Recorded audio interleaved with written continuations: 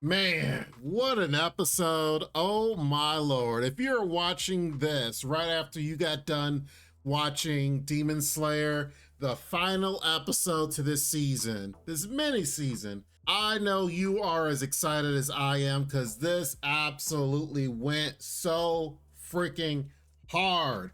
This episode alone was just so good.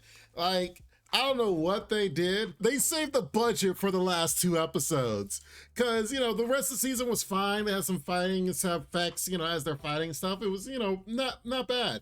But these last two episodes, they went ham. They knew exactly what the viewers wanted, and they made sure it's like, okay, you want some Demon Slayer, all right? Oh, you want action? Okay, got you. They went hard on especially the ending of the last episode and then this episode. At first, the leader of the Demon Slayer Corps versus Muzan, talking everything out. And then all of a sudden, all hell breaks loose and it just goes nuts from there. So before we get into this, make sure you guys like the video and make sure you guys are subscribed because I'm sure you enjoyed this episode as much as I did.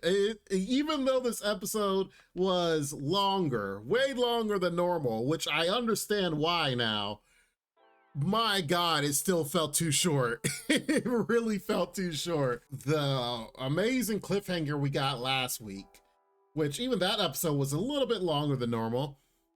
It starts off and it does the exact same thing. And I was like, okay, all right. We don't get the killer in song like we did last episode, but we get the Muzan walking. It's like, okay, he's getting there. And then they just, from go, Ubiyashiki over here sits up and through his illness talks to Muzan. And for the long and short of it, gets off his chest exactly everything that he and pretty much all his predecessors have wanted to deal and talk to Muzan about. Because you gotta understand, Muzan's been alive for 1,000 years, and his Ubiyashiki's bloodline has been around trying to confront and defeat Muzan for 1,000 years. They explain about the curse that honestly none of his family line has lived past 30. And I think one of the biggest surprises that I got is the girl, the attendant that's next to him is his wife. I honestly didn't know that, and that the other girls were his children. I thought for sure that was his attendant, trying to look after him, and that the little girls were like the attendant's daughters or something. I didn't know they were his at all. I'm like, oh, okay, that's revealing. Sure, all right. But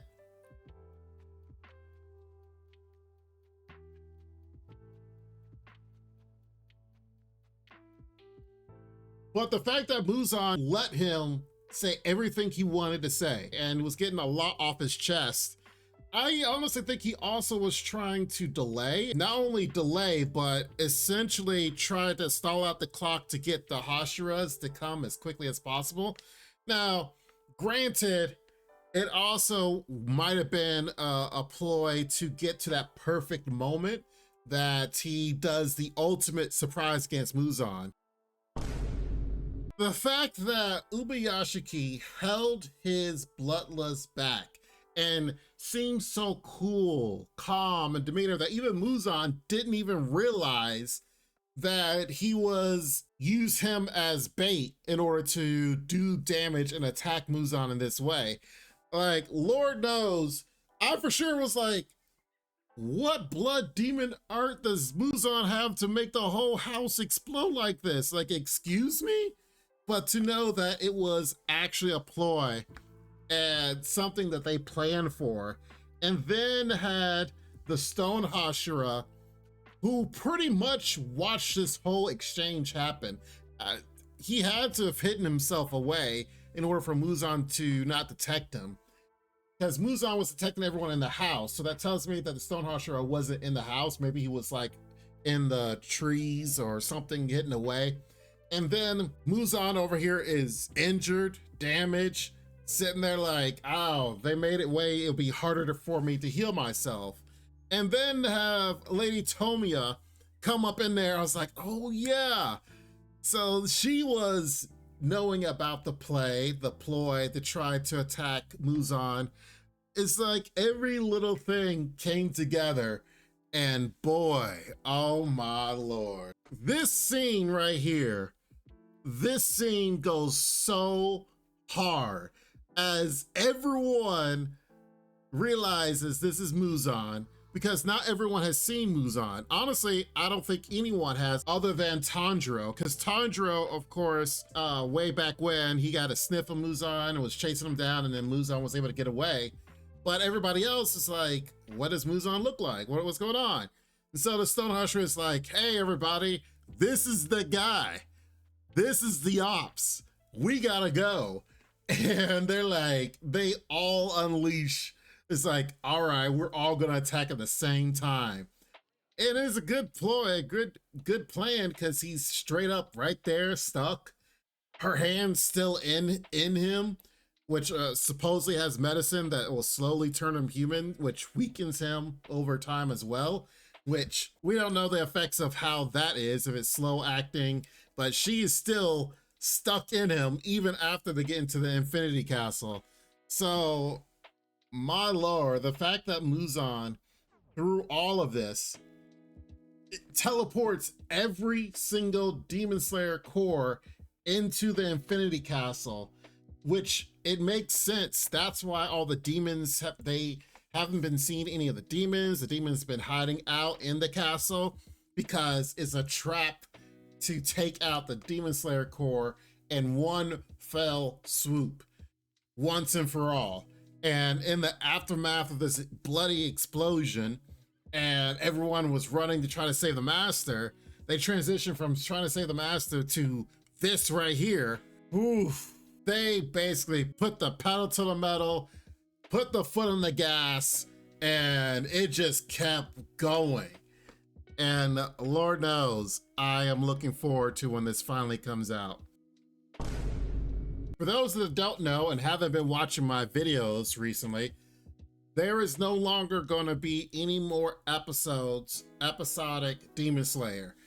They came with the announcement, the trailer came out today showcasing how we now have the Infinity Castle movie, and it will be a trilogy, which we had known it was going to be 3 movies, but I didn't realize that they're all going to have the banner of Demon Slayer Infinity Castle and then be like, this is it. This is the trilogy. Unfortunately, we don't have any dates right now, which is a shame, but you know, maybe by the time I have this out, they might have announced one of the dates, but as of right now, this recording, there's no dates set in stone. So, oh, it's just so absolutely crazy that we've come to this. We come this far. And the graphics alone on these last episodes have been spectacular. Let alone the fact that we're going to get a trilogy movie, and the graphics on those are going to be pretty crazy. So I'm looking forward to it. I'm looking to see Zenitsu, who is stoic and is ready to, he's ready to kill, is what it looks like. Inosuke smiling as he's falling through the castle, like he's ready to play. And of course, Tanjiro going for Muzan is like, I'm coming for you. And Muzan's like, I like to see you try. So let's get into our rating. Lord knows this was a great season. I've enjoyed it. And I know a few people have stated that they didn't really care for it here and there, because I believe there was some talking here and there. Personally, I felt like this was such a awesome and spectacular season. Yes, a mini season, smaller of a season, and yes, it's not the traditional, oh, they were fighting demons and such. They were technically training and fighting amongst themselves. Overall, I would have to give this season a 8 out of 10. If the rest of the season was as spectacular as these last 2 episodes, it definitely would increase that. Overall, I felt this season was definitely not bad at all. You know, maybe it had some moments, but overall, I like to see Tanjiro as he was growing and all the characters getting stronger, and even the Hashiras pushing themselves to get stronger and better. Ex-Water Hashira, the trainer, is looking after Nezuko, which I assume Nezuko got pulled into the Infinity Castle. He might be over her. So that's my assumption, but we shall see how it turns out. Overall, I can't wait. Like anyone else, if there's ever any Demon Slayer naysayers, or I don't think there's anyone that's not hyped for this. Even if you're just somewhat of a fan of Demon Slayer, you have to be hyped for this at any moment. The fact that they're making this into a movie trilogy, and if they just use a fraction of the graphics and of all the detail and all the stuff that they had in the last, what, 20 minutes of this episode, it's just gonna go so hard. I can't contain myself. Anyway, let me know what you guys think in the comments down below, because Lord knows I'm super excited. I'm just right there with you guys as a fan as well. And I imagine that Demon Slayer is gonna go so hard in this trilogy. And I'm glad that they're gonna extend it to a trilogy so they could take their time and go through every one of the fights and see how all the Demon Slayers do against this ambush.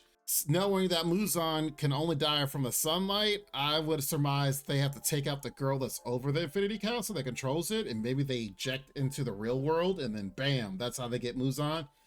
I don't know, but your guess is as good as mine. I'm just speculating here. But unfortunately, yes, this is the season finale, and we must say goodbye until the movies come out. But in the meantime, please don't be a stranger here. Make sure you guys are subscribed so we can discuss more anime here on the channel.